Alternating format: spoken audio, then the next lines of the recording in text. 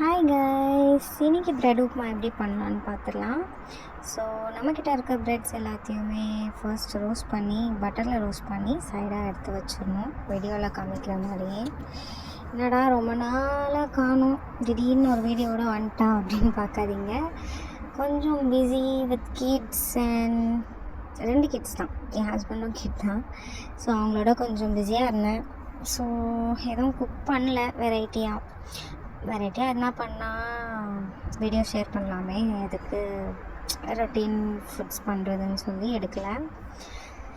So இது morning பிரேக்ஃபாஸ்ட்டாக பண்ணோம். சரி, என்றைக்குமே இதுக்கு முன்னாடி ஒரு 2 டைம்ஸ் பண்ணேன்.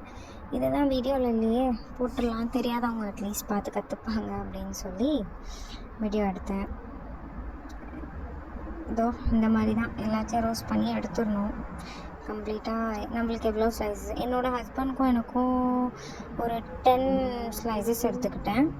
10 ஜாஸ்தி தான், 8 வந்து 10 சாப்பிட்றலாம், 10 கொஞ்சம் ஜாஸ்தி. ஸோ ஃபுல்லாக கம்ப்ளீட்டாக ரோஸ்ட் பண்ணி எடுத்ததுக்கப்புறமா இதோ இந்த மாதிரி ரெடி பண்ணி வச்சுக்கோங்க.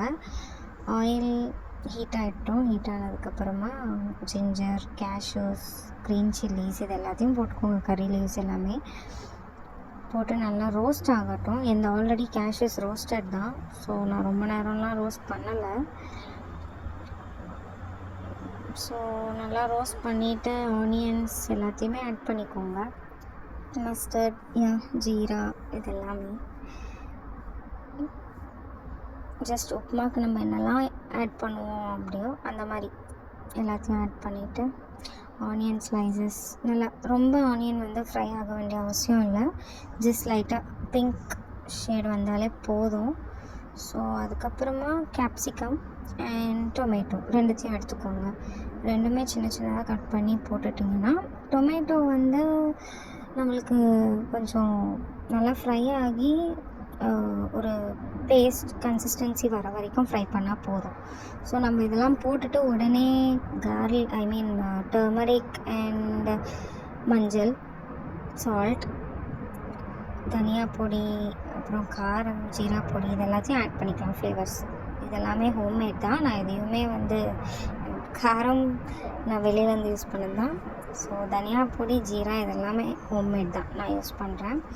ஸோ இது எல்லாத்தையும் போட்டுட்டு நல்லா மிக்ஸ் பண்ணி மூடி வச்சு ஒரு 5 மினிட்ஸ் வரைக்கும் குக் பண்ணுங்கள். அதுக்கப்புறமா வாட்டர் ஆட் பண்ணிக்கலாம். ஓகே, ஸோ இதுக்குள்ளே அது குக் ஆகிறதுக்குள்ளே நம்ம ப்ரெட்டை இந்த மாதிரி ஸ்லைசஸாக எடுத்து வச்சுக்கலாம். எடுத்து வச்சுட்டு பாருங்கள், நல்லா குக்காக இருக்கும். ஸோ கொஞ்சம் வாட்டர் ஆட் பண்ணுங்கள். வாட்டர் ஆட் பண்ணிவிட்டு இன்னும் ஒரு 3 to 4 மினிட்ஸ் அப்படியே குக் பண்ணிங்கன்னா கொஞ்சம் அந்த வாட்டர் போயிடும். கொஞ்சம் வாட்டர் இருக்கும் போது நம்ம ஸ்லைசஸ் பண்ணி வச்சுருக்க ப்ரெட் எல்லாத்தையும் போட்டுட்டு நல்லா மிக்ஸ் பண்ணிக்கணும்.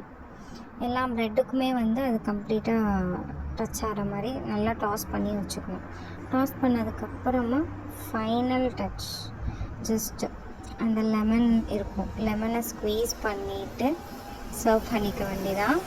We had a good breakfast on that day. நல்லாயிருக்கும், சுட சுட சாப்பிட்டா சூப்பராக இருக்கும். ட்ரை பண்ணி பாருங்கள், எங்களுக்கு பிடிச்சது ரொம்ப. ஸோ சீக்கிரமாகவும் முடிஞ்சிடும். It doesn't take much time. Try பண்ணி பாருங்கள், எங்களுக்கு ரொம்ப ரொம்ப பிடிச்சிருந்தது. பசங்க நல்லா விரும்பி சாப்பிட்லாம். லைக் எவ்ரிடே இட்லி தோசை அந்த மாதிரி போடுறவங்க இதை ட்ரை பண்ணலாம். இல்லை வீட்டில் எதுவுமே இல்லைன்னா கூட இந்த மாதிரி எதனா ட்ரை பண்ணலாம். So finally it was made, it was done. So let's have it. Try பண்ணிவிட்டு சொல்லுங்கள் கமெண்ட்டில். ஓகேவா? பாய் கைஸ், நெக்ஸ்ட் வீடியோவோட வரேன் எதனா சமைச்சா கண்டிப்பாக. ஓகே, பாய்.